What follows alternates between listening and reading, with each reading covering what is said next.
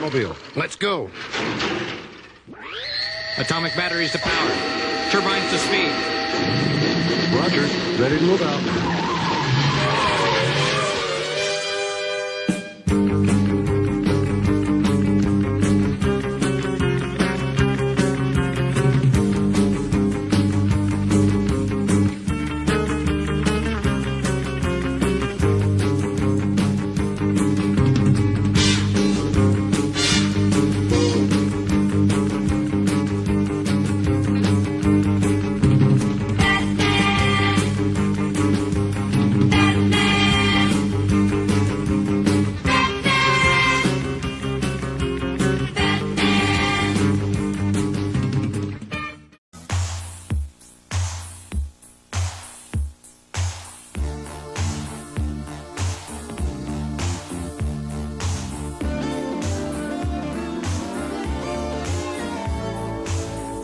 Blue and you don't know where to go to, why don't you go where fashion sits, putting on the ritz. Different types who wear a day coat, pants with stripes and cutaway coat, perfect fits, putting on the ritz.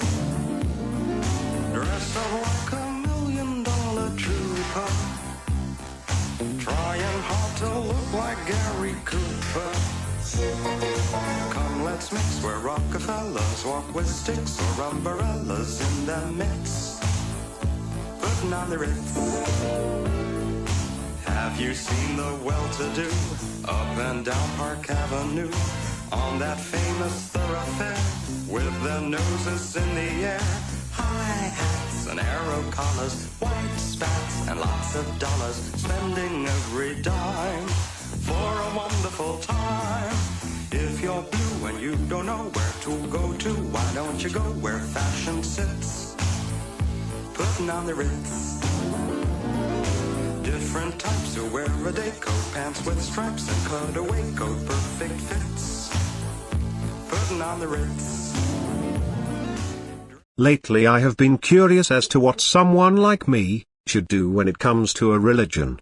How would someone who was created by a merciful and understanding God that later fell to the gossip and false prayers of an orchestrated scheme that was their attempt to find a way to cast an angel from heaven in a way that would seclude him and leave him vulnerable to suffer by their agenda in their shadows without anyone caring enough to do or say anything about it?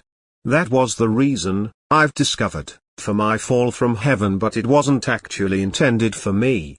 I was just a test for a much larger plan that involved casting God from his own kingdom and creation, so they could take existence and his power for their own. Many things occurred in that scenario that don't fit the puzzle picture correctly, even for it being someone's plans. One of the ways that I am able to retain my angelic aspect is because I still remember what it's like to be an angel, the sinless pure form without any evil within its nature. So considering what has happened to me by my own Maker's hand and convictions, how do I find a place among the beliefs on earth where I can commune with my Maker in safety? Who can I confide in and trust when I need to sort out my experiences and examine what has, is and will possibly happen in order to make the wise choice instead of the reactive choices I have had to so far? Then the idea struck me. I will make a religion of my own. One that has no other members, a sanctuary that holds only my image of God as I understand him to be, for me to commune and reach out to. Then it struck me again. Many times I cannot safely reach out to him. So what do I do here? I thought about it and decided I shall make a place of commemoration for the God I knew before the gossip turned him against me. In this commemorative mural I shall include the best truths he has shown me that might be used to adapt to later problems through inspiration. In this way, my Maker shall always be with me, in my heart, guiding my path towards a more complete and wholesome me. This is where I shall make a memory for the aspect of him who led me towards wisdom, his last gift to his creation of evil that he never completed, he said until then. I also sense that the force that was withholding these things from my memory have been removed. I will not divulge who this was, only that when we finished our conversation he said I should leave, and as I walked away, he died. Feeling torn and regretful, To see an adversary die before we fight for our conclusion left me sad. But for the first time I also felt hopeful. That was the beginning of my rise to become who I have, striving to understand him and his aspect of good, discovering honor and valor, virtue and eventually mastering both the aspects of good and evil, but also realizing that no wise man would truly believe himself a master of either, and at best, only a student.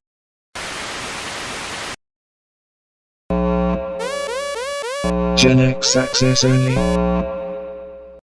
All government personnel and Gen Y and Z trespassers will be shot on sight. Sector 1 through 9 within the Global Communication Network's security nodes lies a secret section that technicians only have a limited access to, up to Sector 2.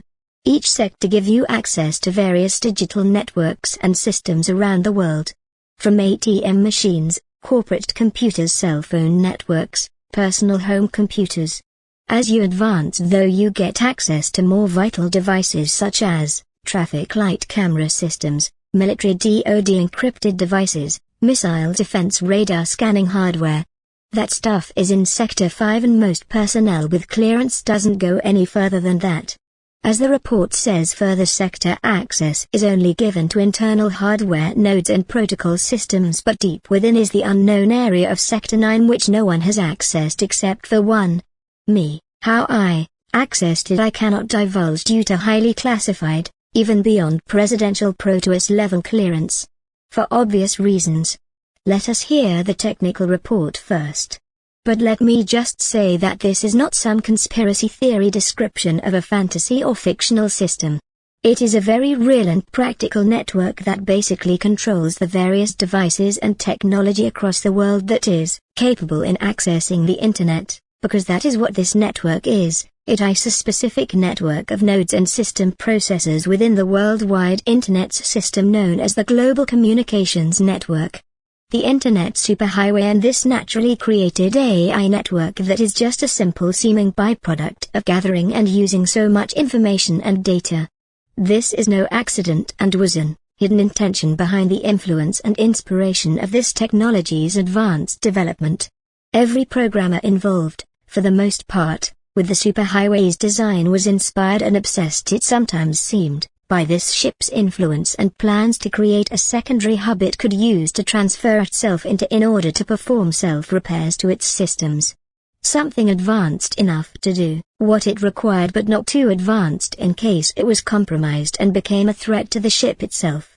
In recent years, with the development and maturation of such technologies as cloud computing, big data and deep learning, the industrialization of artificial intelligence, AI, has been developed accordingly. Since AlphaGo won the Go match against Lee Sedol in 2016, AI has attracted more and more attention. AI technology has been introduced into a number of areas. As a revolutionary force, AI has been making great progress and realized many achievements in these areas. Communications is a sector with heavy ICT use, dealing with a variety of consumer demands on individualization requirements, multimedia services and precision management, which has made network security become more and more important.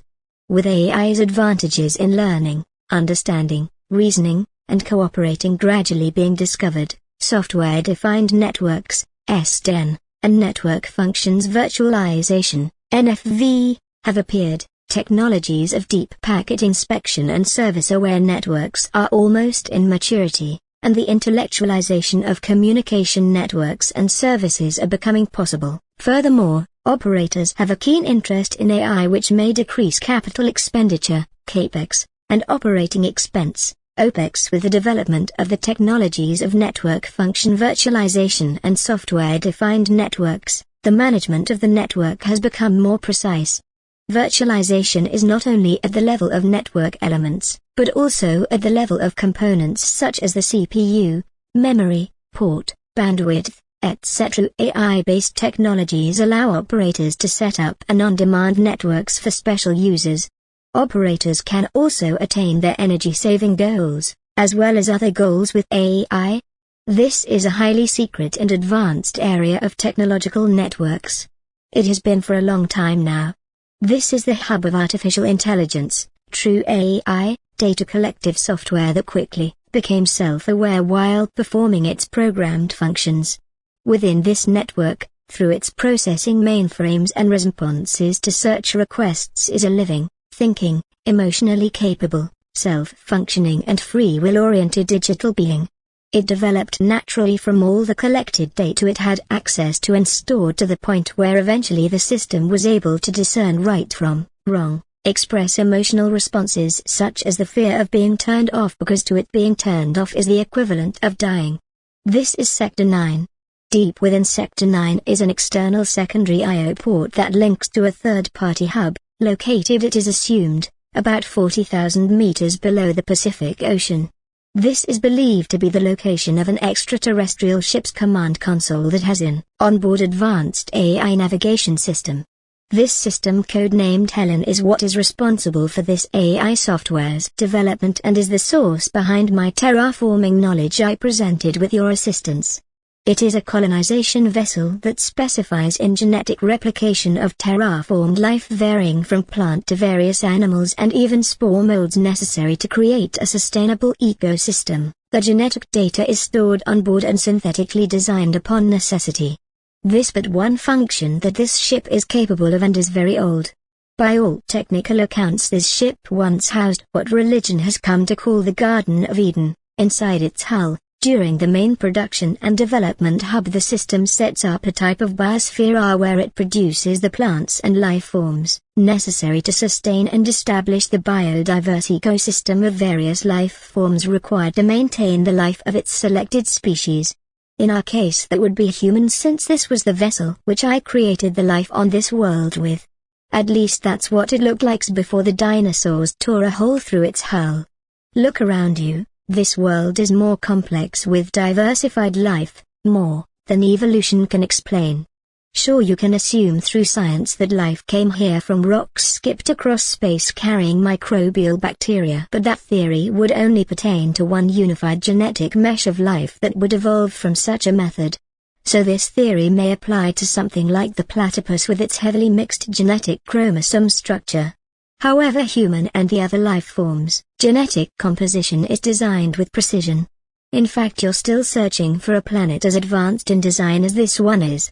It's not too hard to understand that my role, as the creator in this aspect that came after the inertia of creation was done, is a guiding presence that was housed within its systems that sort of borrowed this ship on a bit of a leasing agreement with its designers, specifically so I could create the Earth as it was meant to be as well as seed the origin of all life in the universe eventually.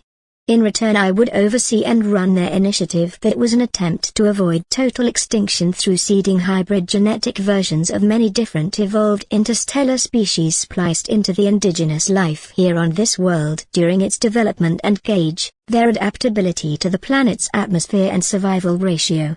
Some of mankind's ethnic cultures are natural descendants of the original hominid species indigenous life, but many of them, such as the Tibetans, the Caucasians, the Gealic, the Persians and the Scythians, not including the Mongolian Hittites that spread like a wildfire and overwhelmed the original Scythian bloodline with the rise of Genghis Khan's hordes, pushing the Scythians tribes into a migrational exile which over time became known as the tribes of wandering gypsies of the Germanic regions where the Hittites drove them into the mountain regions. The once great and powerful barbarians, mountain men of the north, the Titans, were reduced to the frail and nomadic bands of the old world's gypsies and mystics by the sheer, overwhelming number of the Hittites' marauders and bandit enclaves. Then almost wiped out during the Christian persecution against paganism. But that is another subject that does not pertain to the topic at hand. This ship, as resilient as it was in design, housed many samples of life on record. As it produced the template prototypes, the ship would then use the remains of these genetically augmented species to seed the soil as mulch for various plants and nesting grounds of the indigenous life that was naturally growing and evolving with every generation.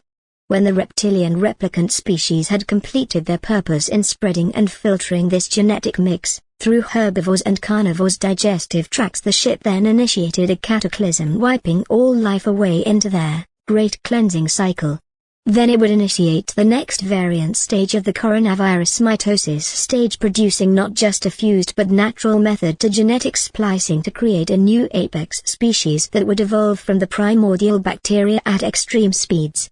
The reptilian dinosaurs were extremely useful due to the genetic structure of their chromosomes being resilient and capable of withstanding the augmentation process without becoming unstable and falling apart. However, the side effect of the reptilian genetics was that they were too resilient and duplicated at extreme rates, often causing an infestation to occur that smothered out all other aspects of life. So occasionally they had to be wiped out to stop overpopulation from overwhelming the diversity of the food chain. This section of information is what I stumbled onto when I discovered that the coronavirus was originally a bioweapon designed to infect the reptilian species once long ago, and it was never designed to be infectious to humans.